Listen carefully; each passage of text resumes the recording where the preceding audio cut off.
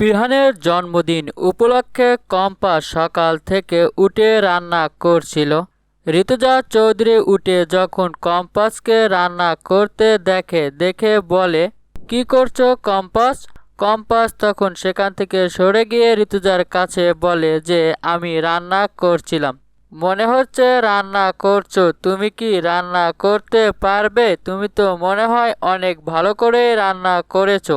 Compass তখন বলে, কাকুমণি আমাকে বলে দিয়েছে তো তাই আমি সাথে সাথে করে যাচ্ছি।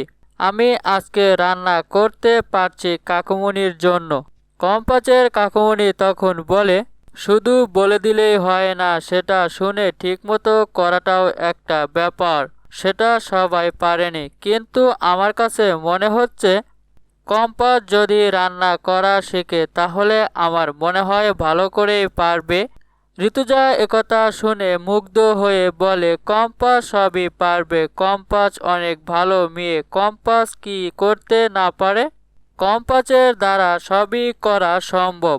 কম্পাস ঋতুজাকে বলে, মা আমি তো এখন রান্নার কাজ শেষ করেছি, এখন আমি একটু পুজোর কাজটা শেষ করে আসি, আপনার ছেলে ঘুম থেকে ওঠার আগেই। ঋতুজা তখন বলে, তুমি একা একা পুজো করতে যাবে? কি প্রয়োজন আছে আমি তোমার সঙ্গে যাই? কম্পাস তখন বলে, মা আপনাকে যেতে হবে না, আমি একাই পারবো সেখানে যেতে। কম্পাস ঘরের ভিতর থেকে বের হওয়ার সময় সামনে পড়ে যায় বিহান। বিহান তখন কম্পাসকে বলে, কম্পাস আমি জানতাম কম্পাস ভূমি তার মনে যা ধরে তাই করে, সে অন্যর ভালো থাকা বা না থাকা নিয়ে কোনো কিছু করতে পারে না। আমি তো এটাই জানতাম কম্পাস, কিন্তু আমার জানা ছিল না যে কম্পাস ভূমি অন্যর খুশির জন্য সব কিছুই করতে পারে। বিহান তখন কম্পাসকে বলে, কম্পাস আমি জানতাম না যে কম্পাস ভূমি অন্যর খুশির জন্য কাজ করতে পারে। কম্পাস তখন বলে যে মাঝে মাঝে মুড অফ হলে কিছু কিছু কাজ করি, কিন্তু সেটা আপনার জন্য আমি করতে পারি না। তবুও কি করার আছে, মাঝে মাঝে করতে হয়, কারণ বর বলে কথা। কিছু কিছু সময় ইচ্ছার বিরুদ্ধেও কিছু কাজ করতে হয়, সেটাই আর কি আমি করছি।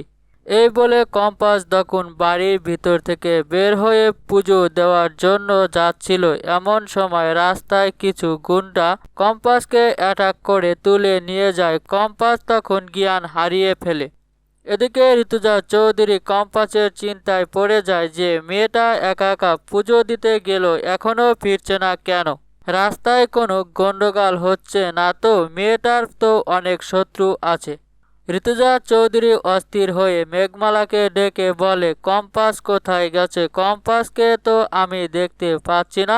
কম্পাস তো বলেছিল ও পুজো দিতে যাবে, কিন্তু পুজো দিয়ে এখনো ফিরে আসছে না কেন? মেঘমালা তখন বলে, মেয়েটা কোথায় গেল, এখনো ফিরছে না কেন? এদিকে কম্পাসকে তুলে নিয়ে যায় অভিকন দত্ত ও তার কিছু গুন্ডারা মিলে। কম্পাস যখন জ্ঞান ফিরে পায় দেখতে পায় অভিকন দত্তকে। অভিকন দত্ত তখন কম্পাসকে বলে, কম্পাস তুমি তো অনেক খেলা দেখিয়েছো আমাদেরকে, তুমি ভাবছিলে কি যে আমরা তোমাকে ধরতে পারবো না? এমনটাই তো, তুমি তো অনেক ট্যালেন্ট, তুমি ট্যালেন্ট খাটিয়ে তুমি মামলা থেকে বাঁচিয়ে আসলে, এবং কি তোমার বাবার ফর্মুলা আমরা নিয়ে কাজ করছিলাম সেটাও তুমি ছিনিয়ে নিলে। সেই ফর্মুলার জন্য আজও আমরা ভুক্তভোগী হয়ে আছি, কারণ আমরা ইন্টারন্যাশনাল অর্গানাইজেশনের কাছে আমরা কথা দিয়েছিলাম ওই ফর্মুলা যদি আমরা তাকে দিতে পারি আমরা অনেক টাকা পাবো, কিন্তু সেটা তুমি হতে দাওনি, যার কারণে আজও আমরা ভুক্তভোগী হয়ে আছি। তুমি যা করেছিলে মুক্তির সাথে সেটাই করব আমরা তোমার সাথে, কারণ তুমি তো মুক্তিকে গ্লাসের ভিতর আটকে রেখে দিয়েছিলে, তাই না? তুমি তো বলেছিলে যে মুক্তিকে কেউ বাঁচাতে পারবে না। মুক্তিকে যেভাবে বেঁধে রেখে দিয়েছিলে ঠিক সেভাবেই তোমাকেও আমরা বেঁধে রাখবো রেল লাইনের মাঝে। রেলগাড়ি তোমার উপর দা গেলে তোমার কি অস্তিত্ব থাকবে সেটা তোমার তো ভালো করে জানা আছে। আমরা আর তোমার কাছে ফর্মুলা চাবো না, তাই তোমাকে আমরা আমাদের কাছ থেকে দূরে সরিয়ে দিলেই আমরা কাজ করতে পারবো। তোমাকে যদি আমরা আমাদের কাছ থেকে দূরে সরিয়ে দেই তাহলে আর তো তুমি আমাদের কাঁটা হয়ে দাঁড়াতে পারবে না। তারপর তোমার বাবার ওই ফর্মুলা নিয়ে আমরা নতুন করে কাজ শুরু করব।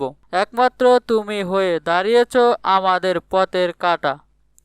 তোমার কারণে আমরা কিছু কাজ করতে পারছি না, না করতে যে কাজটা আমরা করতে চাচ্ছি সেই কাজেই বাধা হয়ে দাঁড়িয়েছ তুমি। সে পথের কাঁটা কিভাবে দূর করতে হয় সেটা আমাদের ভালো করে জানা আছে।